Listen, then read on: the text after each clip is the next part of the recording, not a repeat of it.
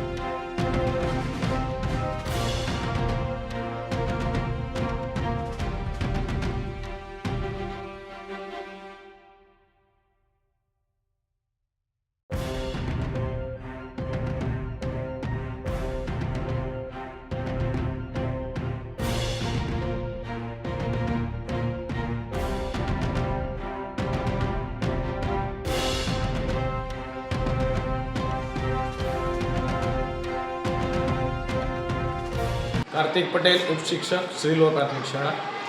આમ 14 જાન્યુઆરી મકર સંક્રાંતિ તરીકે ઉજવવામાં આવે છે. આજ રોજ અમારી શાળાની અંદર પણ ઉત્તરાયણ પર્વની ઉજવણી કરવામાં આવી અને શાળા પરિવાર અને એસએમસી શિક્ષણવિદ દિલુભાઈના સહયોગથી શાળાના બાળકોને મેથીના ભજીયાનો નાસ્તો કરાવી અને ખૂબ જ હર્ષ અને આનંદથી આ પર્વની અમે ઉજવણી કરી. આ નિમિત્તે કાર્યક્રમની અંદર ગામમાં એસએમસીના સભ્યો, વડીલશ્રીઓ, આગેવાનો, માધ્યમિક શાળાનો સ્ટાફગણ અને સૌ બાળકોની ઉપસ્થિતિની અંદર આ કાર્યક્રમ ખૂબ જ સરસ રીતે પૂર્ણ કર્યો.